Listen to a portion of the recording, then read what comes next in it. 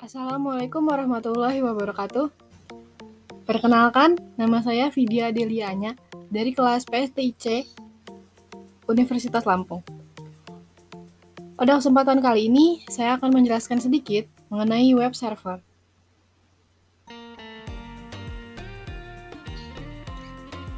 Ini beberapa hal yang akan kita bahas pada hari ini.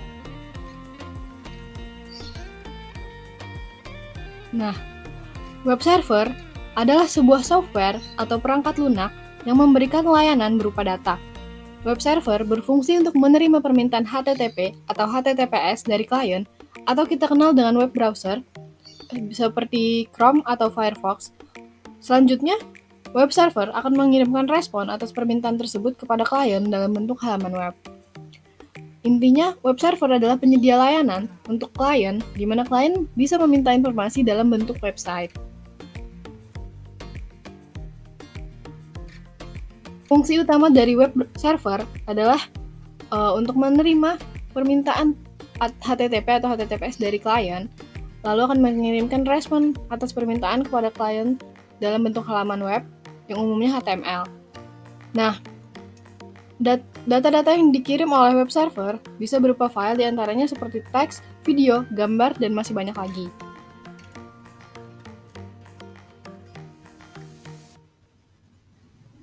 Fungsi lain dari web server adalah membersihkan cache, yang dimana web server dapat membersihkan berbagai cache yang terdapat pada penyimpanan serta semua dokumen yang tidak terpakai lagi.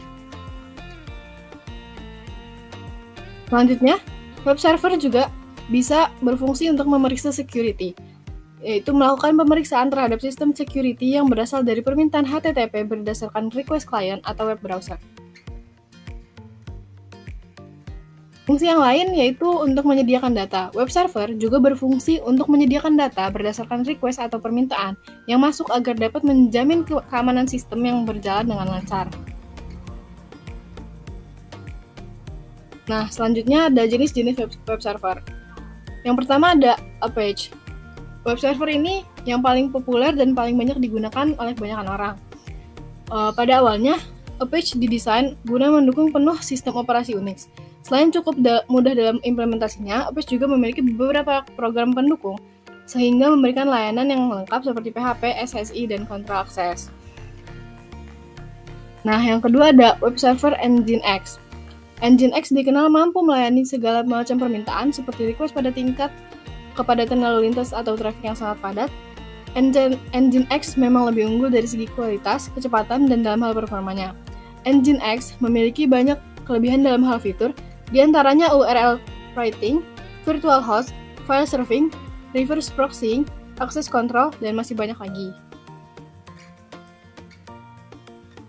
Selanjutnya ada web server IIS atau Internet Information Services.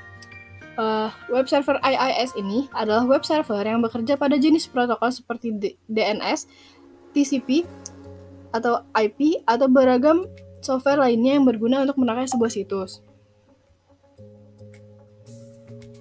Nah, yang terakhir ada web server like TPD. Web server like TPD adalah web server dengan basis open source yang didukung oleh beberapa sistem Linux dan Unix. Jenis web server ini memiliki beberapa kelebihan, salah satunya yakni tersedia fitur-fitur seperti fast CGI, output compression, dan URL writing.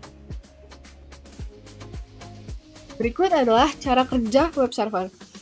Nah, saat klien atau browser meminta data web page kepada server, maka instruksi permintaan data oleh browser tersebut akan dikemas di dalam TCP yang merupakan protokol transport dan dikirim ke alamat berikutnya, yaitu HTTP dan atau HTTPS.